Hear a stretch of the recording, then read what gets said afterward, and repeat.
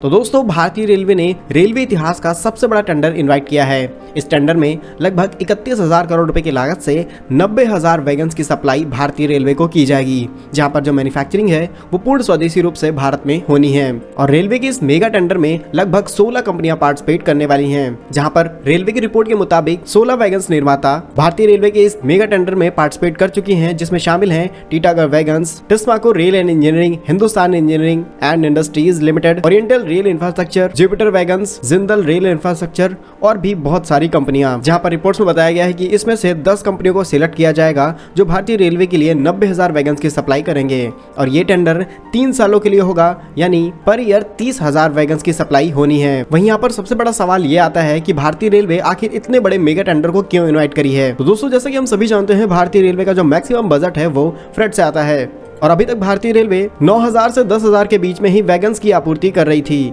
यानी भारतीय रेलवे में जो वैगन्स की खरीदारी थी वो पिछले साल 9,600 ही थी और अब मौजूदा इस क्षमता को बढ़ाना है, यानी एक साल के अंदर लगभग 30,000 वैगन्स को खरीदा जाना है भारतीय रेलवे की तरफ से। और इससे इन कंपनियों को भी काफी ज्यादा प्रॉफिट मिलेगा, जिससे भारत के अंदर रेलवे का प्रोडक्शन और ज्यादा बढ़ाया जा सकेगा। जहां पर इस मेगा टेंडर के अंदर भारतीय रेलवे 50 लाख टन प्रतिदिन के लक्ष्य को प्राप्त करने के लिए इन्वाइट करी है। वहीं पेश किए गए बजट यानी वर्ष 2022 और 23 के बजट के मुताबिक लगभग 31,500 करोड़ रुपए के टेंडर से फ्लोटिंग इंफ्रास्ट्रक्चर सेक्टर में भी रेलवे को कनेक्ट किया जाएगा। वहीं बनने वाले 90,000 वैगन्स में 42,000 वैगन्स का इस्तेमाल कोयला परिवहन, वहीं 40,000 वैगन्स का सीमेंट और बाकी के बचे हुए खाद्य पदार्थों के लिए किया जाएगा। वहीं कहा जा रहा है कि इससे रेलवे का जो प्रोडक्शन है वो 25% तक ज्यादा हो जाएगा। वहीं इसी के साथ में इस बड़े टेंडर की मदद से जो भी कंपनियां यहाँ पर steel, paint, pipe manufacturing, boring, couplers, draft, gears, air brake, grease, इन सभी चीजों का प्रोडक्शन करती हैं, उनको भी काफी ज्यादा प्रॉफिट मिलेगा,